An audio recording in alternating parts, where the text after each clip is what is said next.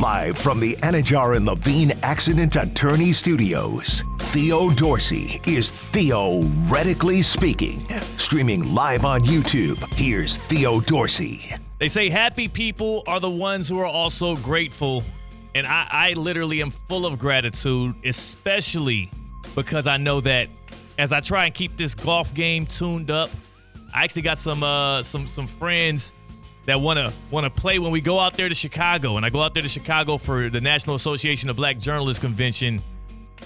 And I'm a little nervous to bring out them sticks sometimes. But what builds my confidence up all the time is the Kaiser University Golf Coaching Center.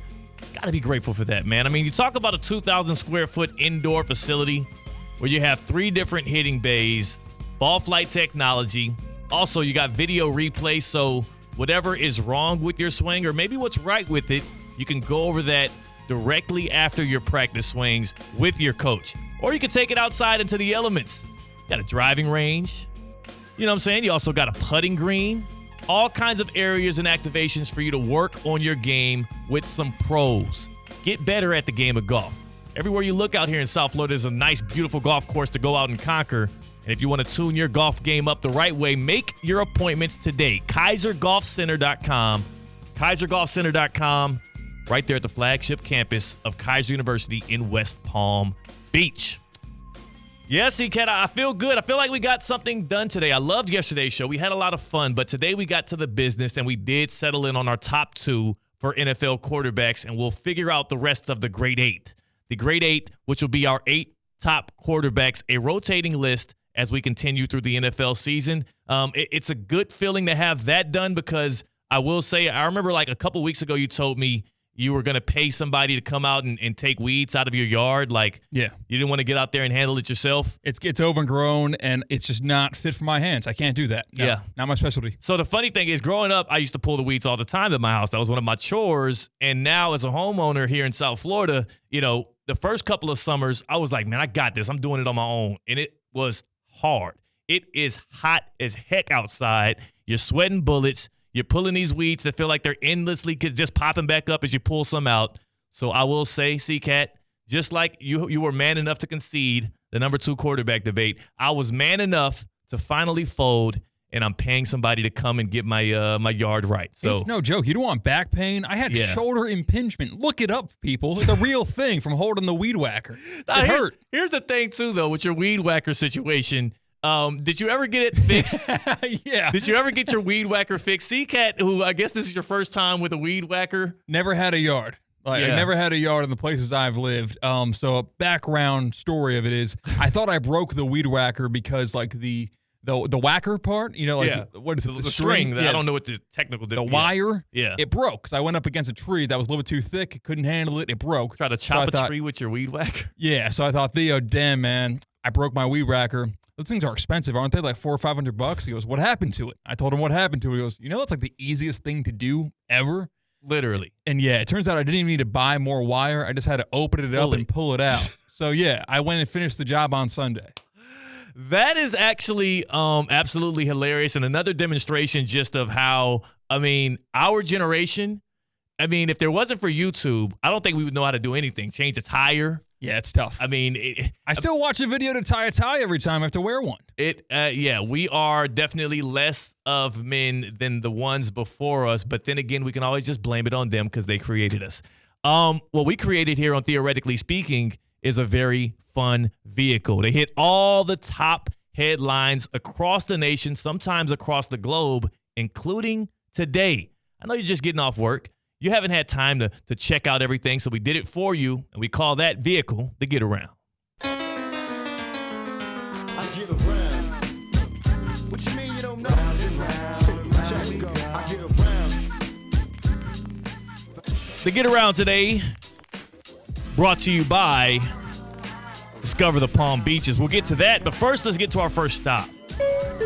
Next stop. We're in Dallas, y'all.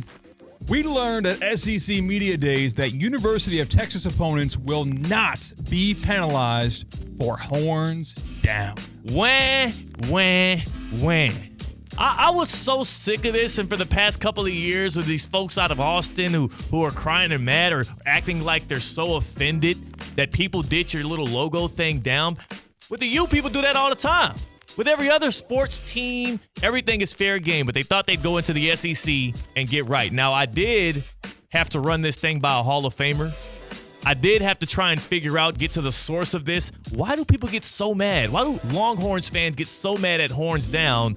So, a guy that actually shares the same high school alumnus as me, Dulles High School, but also more so known for his game on the mound, Roger Clemens. UT alum Roger Clemens, here he is back in January letting me know why they do get offended when people do horns down.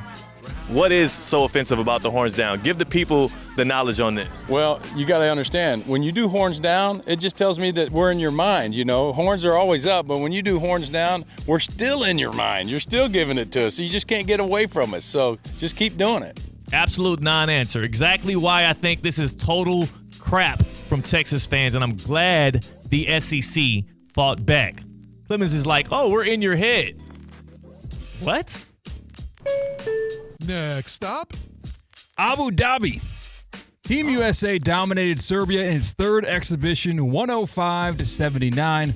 More importantly, however, Heat center Bam Adebayo knocked down 3 triples, earning a nickname for LeBron James, and it goes like this. Splash Brother. Oh, my God. The new Splash Brother. Bam, bam, splash right there.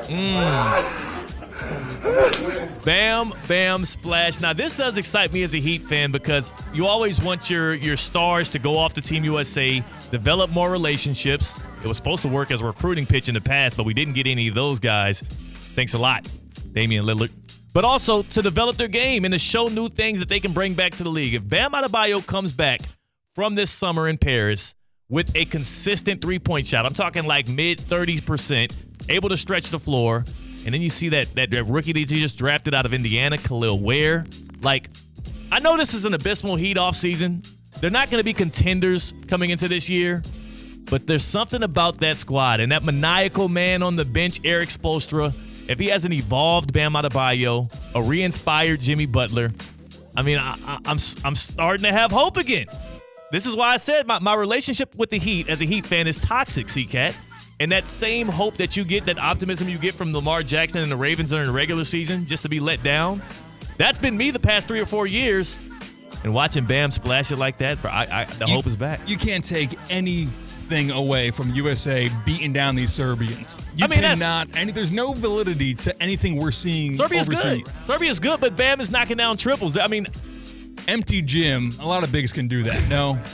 Like, you just cannot take anything away from these games. NBA fans, I beg of you, don't get your hopes up for any conversations. Don't get your hopes up for a guy developing a three-point shot. It's not happening. Watch the NBA games. Oh, my gosh. This dude. Is this because we made you decide that your quarterback's number 2 in the league? I don't like the pessimism coming out of C-Cat right here. Next stop. Turns my frown upside down because we're going to Vegas. Woo! Davante Adams goes on Club Shay Shay with Shannon Sharp. He sheds more light on whether or not he wants to reunite with Aaron Rodgers in New York.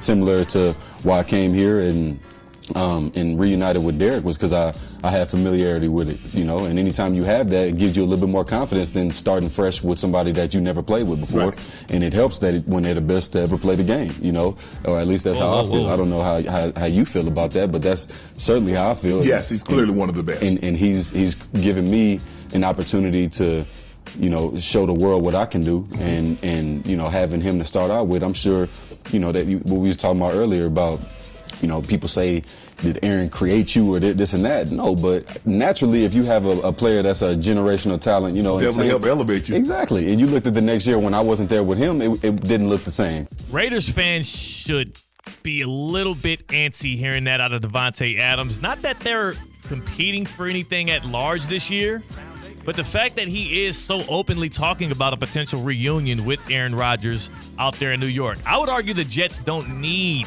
Davante Adams. They got Davante Adams at home. No, you ask your mom, can we get some fast food? We got it at home.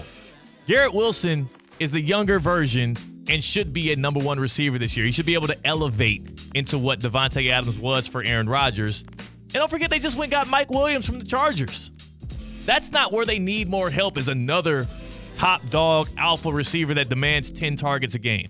They just need Aaron Rodgers to be healthy and that offensive line to be able to protect him. And that defense is a sure thing. So I don't understand what all this hype is about outside of the fact that people just love talking Jets. And I think it's Mike Greenberg who's driving this narrative the most. Kind of like it. Like Garrett Wilson is the hamburger helper to Davante Adams is the McDonald's. Like, yeah, hey, you know the McDonald's, but hamburger helper's good. It's right there. We got it at home. You can even season it the way you want to. Just defrost the ground beef before I get home, and we're all set. Just a little bit more work. But all of the pleasure still right there with a guy like Garrett Wilson. That is your Baptist Health Orthopedic Care off-season football report. Davante Adams not necessarily shooting down the rumors of him going to New York, though his agent did say they don't want out of Vegas. It's a weird situation right there around Las Vegas and also New York. Is joint pain affecting your quality of life? At Baptist Health Orthopedic Care, our team is experienced in traditional joint replacement surgery, as well as new, less invasive treatments with the goal of returning you to what you love as quickly as possible. Learn more by visiting baptisthealth.net/ortho today. Baptist Health Orthopedic Care combines its resources of experienced physicians and leading-edge treatments and technology to provide advanced orthopedic, foot and ankle, joint replacement, spine, and sports medicine care. Visit baptisthealth.net/ortho for more information today. Baptist Health Orthopedic Care has offices conveniently located in Palm Beach County through the Florida Keys. Learn more by visiting baptisthealth.net/ortho. That was the get around. And yes, I do get it. It is, July 17th. We are running out of things to talk about. But there's an actual receiver that demanded a trade in Brandon Ayuk, who is on the loose, looking for a new deal in a new scene. Davante Adams. I don't even think him going to the Jets moves the needle that much more in favor of them winning a Super Bowl. I don't think they'll do it, but I think it's more so about how good Rodgers can be and how he can develop that relationship with Garrett Wilson and make that offense something good. C-Cat, we do have an exciting thing because we had another episode of Hard Knocks that dropped last night. And it seems like the Giants are really being full of remorse right now. They're sad. But I'm going to tell you on the other side as we take you home, while the Giants will definitely not regret letting loose of Saquon Barkley. It's Theoretically Speaking on ESPN 106.3. Live from the Anajar and Levine Accident Attorney Studios. Anajar and Levine Accident Attorney.